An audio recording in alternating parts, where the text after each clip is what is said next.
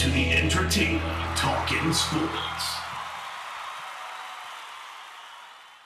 What is going on, football fans? Back at it with another New York Giants video. And in this video, I am going to talk about the real man for the real problems on this New York Giants football team, because it doesn't just come from the last 2 years. This has been a period of several years that the New York Giants have gotten to this point where they are now, which is probably the lowest point in recent history for the New York Giants, certainly since I've been watching the team. It's losing season after losing season after losing season. And Pat Shurmur is certainly part of the problem.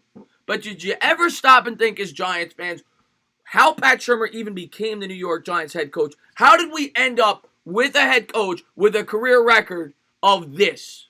He has the 7th worst winning percentage in NFL history. That, of course, has to do somewhat with the Giants and somewhat with the Browns. And I've tried to defend Pat. I like Pat. He's a nice guy. Seems to be a smart offensive mind. Now, he doesn't always call the best play calls, but he's had success as an OC before. So I tried to get behind the hiring. I tried to stand by Pat. But at this point, Pat's done a horrible job. And you look at the bad teams around us. Miami Dolphins, Washington Redskins. They are getting better. They are winning football games. Their team is fighting down the stretch. We're getting blown out. That speaks volumes of the coach. They won 5 games last year. This year they've regressed and only won 2. And they'll be lucky if they win 4. And the only thing that will keep Pat Shurmur on as the head coach, if he remains on next year, is Daniel Jones. Period. End of story. If they feel it is better for Daniel Jones' growth to stay with the same head coach for 1 more year due to the playbook and things of that nature, that is the only reason why Shurmur would stay on. Because his record is unacceptable. It just is. At the end of the day, the NFL is about results. And the Giants haven't had them. But if you go back and look at 2018, look at the coaches that were replaced. There were 6 coaching replacements. Todd Bowles of the Jets, Vance Joseph of the Broncos, Marvin Lewis of the Bengals, Adam Gase of the Dolphins, Steve Wilkes of the Cardinals, and Dirk Cutter of the Bucs. In 5 of those 6 situations, what did they have in common?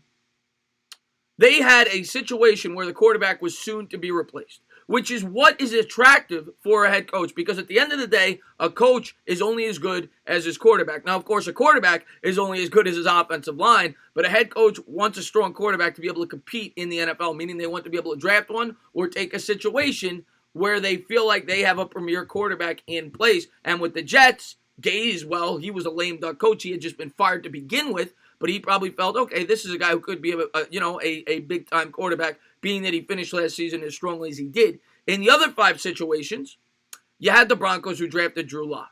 You had the Bengals, who will be drafting probably a quarterback with the 1st overall pick this year. You have the Dolphins, who traded for Josh Rosen and will probably be drafting a quarterback in the 1st round this year. You had the Cardinals, who took Kyler Murray, and you have the Bucs, who are probably going to move on from Jameis Winston this year to make Bruce Arians happy, being that Jameis Winston leads the league in turnovers, and he's been a very underwhelming quarterback over the course of his career.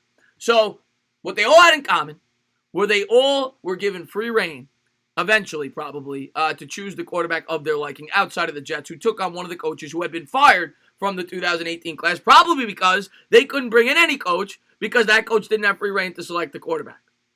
Okay? Now, you go back a couple of years before that, when they fired Tom Coughlin in the 2015 season, when this man decided to fire Tom Coughlin and not blow up the whole enchilada. He kept on Jerry Reese, who was really the problem for the whole mess, not Tom Coughlin. Jerry Reese had poor draft after poor draft after poor draft after poor draft, and they used Tom Coughlin as a scapegoat. And then on top of that, they bring in every big-ticket free agent known to man. Damon Snacks Harrison, Janoris Jenkins, Olivier Vernon. We know the list, right? To improve the defense that sucked the year before with Coughlin when they had no talent and they had a top-tier offense. Had you given Tom Coughlin that team, do you think the New York Giants go out on a boat the couple of days or the day before a playoff game against Green Bay? Do you think that happens? Giants might win the Super Bowl that year. But instead, they leave Jerry Reese on. They put us in salary cap hell for 111-5 season. They hire Ben McAdoo.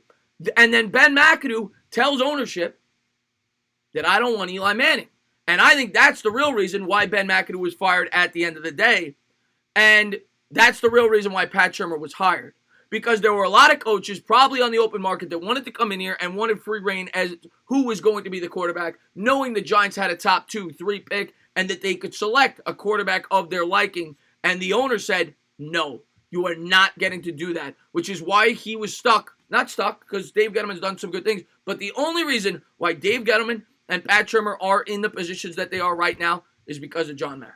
That's the truth, and I love Eli Manning. And Eli Manning, I am always on record of saying that he is not the problem with the New York Giants. He's never been close to the main problem with the New York Giants, and I've always laughed at people who have said that. The offensive line has been a complete trash dumpster fire for years. The defense has been a joke, and people like to put the blame on Eli Manning, and that's what comes with the quarterback. The quarterback gets more blame than he should and gets more credit than he should. But the fact of the matter is, Eli Manning was a 36, 37-year-old quarterback on a team that is 4 or 5 years away from competing.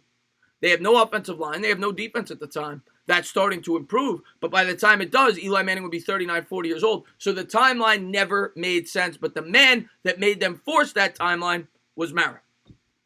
Period. End of story. And you could blame Pat Shurmur and you could blame Dave Gettleman because Dave Gettleman's drafts don't look as hot as they did a couple of years ago. You look back at the 2018 draft, I don't give him any credit for Barkley. Anybody could have taken Barkley with the second overall pick. And, I love Barkley. He's my favorite player in the team. But I don't give him credit for that. Hernandez was a good pick. Lorenzo Carter's been mediocre at best. B.J. Hill's done nothing this year. Kyle Ouellette is off the team, and R.J. McIntosh barely plays. And being that he drafted as early as he did, was that draft as impressive as we made it out to be? And then this year he had 3 first-round picks. Daniel Jones, to me, is still a question mark. Could be good, could be bad, which is normal. Not going to get on Daniel Jones. Dexter Lawrence looks like a good pick. DeAndre Baker, to this point, looks like a horrible decision, trading up into the first round to get him. And the other guys have played well. Overall, I'd say he's a decent, pretty good drafter. His free agent moves have left a lot to be desired. But Dave Gettleman has been far from good, perfect, or he's been average at best. And our head coach, Pat Shurmur, has no results. 7 wins. But at the end of the day, and I expect Shurmur to be replaced, and the only reason he would stay on is for Daniel Jones if he stays on at all, because there might be some coaches who don't want to take that situation on. But the only reason he would stay on is Daniel Jones. But the only reason he is here is because of John Mara. And that's the truth. So we can't do anything about it. He's the owner of the football team, and I don't see him owning this team selling this team anytime soon. His father would be rolling in his grave right now, though. Is rolling in his grave watching the state of the New York Giants, being that he was such a proud owner of this football team. And John Mara has done us no favors. You want to know the real problem, in my opinion? It's the man at the top. As always, if you liked what you watched, please subscribe, drop a comment, maybe give me a little thumbs up. Cheers.